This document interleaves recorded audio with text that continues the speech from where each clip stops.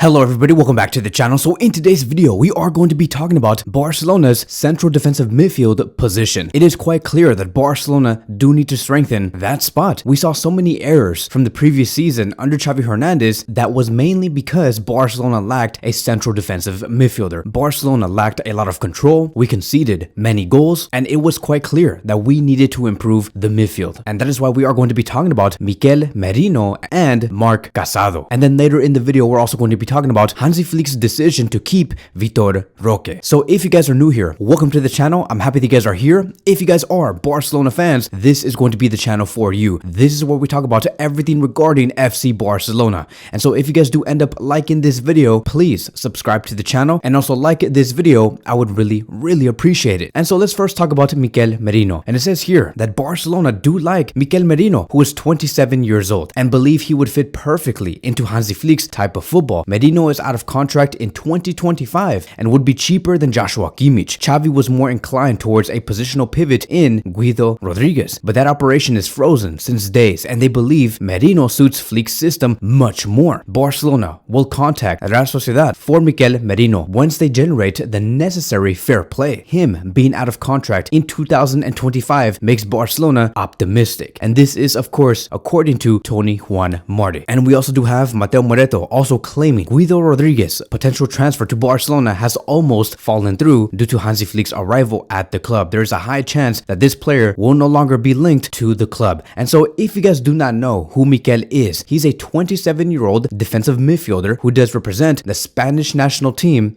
and at Real Sociedad. He's a left-footed CDM, and his contract was signed with the club back in 2018 and has been at Real Sociedad since then. It has been reported also that most likely, because he's only going to be having 1 year left in his contract, his price tag could be around 35 million euros to 40 million euros maximum. And if we look at the transfer history here, you can see that he was being juggled around earlier in his career. He started and was raised in Osasuna. He went from Osasuna's youth team to the under-19 to the B team, and then finally got into the first division. And he stayed there for about 2 years until 2016, moved to Dortmund, and then was moved around between Newcastle and Dortmund for a span of another 2 years until he got into July 12, 2018 and made that move to Real Sociedad. And from there, it was history. He became an important player for the club. And recently, in the past 2 seasons, many have been saying that Mikel Merino is just entering his prime. If you look at the past 2 seasons, back in 2022, he played 43 matches, scored 3 goals, and provided 9 assists. In the next season, which was the season that we have just finished, he played 45 matches and scored 8 goals and provided 5 assists. And so his numbers are getting better, and most importantly, his defensive attributes are getting much better. One word to describe this player right now is he is consistent, and he is only getting better by the season. Sociedad were ballers in the Champions League last season, topping the group that contained Salzburg, Benfica, and Inter Milan. Mikel Merino had a great defensive game against Inter Milan. He also scored a goal and provided an assist against Benfica, and he was one of the reasons why Sociedad made it to the top of the group. He really did show up, and it would be great to see Barcelona have a player like him with all the experiences that he has gained. If we also look here, according to Opta data, in terms of duels won, when you rank every player within Europe's top 7 leagues, Mikel Merino is number 1. He is the best central defensive midfielder when it comes to duels won. It's insane. With a total of 326, nobody can touch him. He is a monster. He has been described as a intelligent midfielder, a good passer, a workhorse. He's tall, but he dribbles as if he was 5'6". He can win aerial duels, and he comes with a lot of experience from the Bundesliga, the Premier League, and the Spanish national team. Also keep in mind that he was called up to the Spanish national team for the Euros this summer, so we will be seeing him very soon. And the fact that he was even called up in a team that contains a lot of competition in the midfield, right, like Rodri, Zubimendi, there has to be something special about Mikel Merino that many coaches do like, and that is why Barcelona also do want the player, and Hansi Flick believes that he could be a great player to fit his system. So not only is he just a workhorse who wins so many duels, his key passes are also really good. Those medium to long passes that he makes to the runners,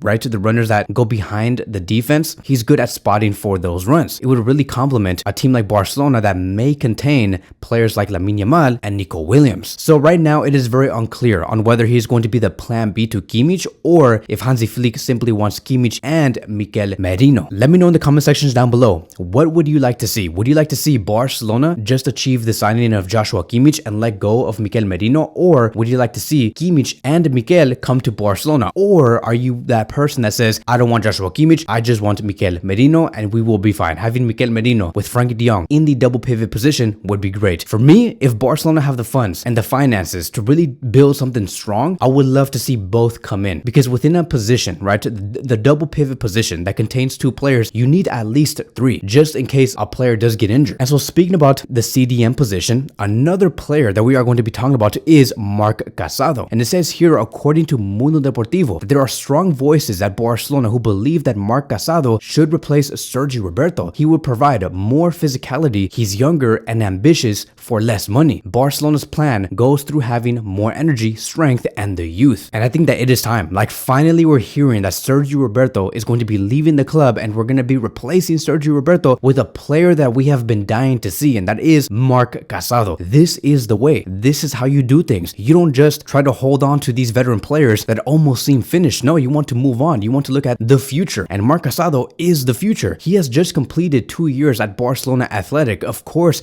Marc Casado is ready, and he has shown that over and over again. I think that Casado also knows that it is time. It is time for him to be with the first team full time, because in the previous season, he was there, sometimes not, sometimes he did not play at all. As a matter of fact, he did not play at all with the first team, and I just believe that with this new system that Hansi Flick is building, it is time for Marc Casado. Laporta also spoke very highly of the player, and he noticed how well he did for Barcelona Athletic, and this is what he stated: we may have to reinforce the pivot position despite the great work Christensen has done. Marc Casado is having an extraordinary season, and we value him a lot. And so to me, like I have said, if we can have Casado, Frankie, Kimmich, and Mikel, that would really cover us within the double pivot position. We need great backups. Casado is a great backup, a player that can be rotated. Hansi Flick knows his importance and knows the importance of La Masia. And what better way to show that you do trust La Masia by showing prominence to someone like Marc Casado and really make Casado as his first La Masia gem. Very similar to how Xavi Hernandez showed that Kubarsi was his first La Masia gem, or Lamine Yamal. Casado has to be Hansi Flick's. So Marc Casado will be a very useful player under the Flick system. He has excellent defensive awareness. He's tactically very mature, obviously, because he has been at Barcelona for so long. He makes great progressive passes. He rarely does miss a pass, and so I would really welcome his emergence. He is a player with tremendous personality. And so now moving on towards the last subject, and I want to quickly speak about Vitor Roque, because finally, again, we have great news. Like, everything that Hansi Flick and Barcelona have been doing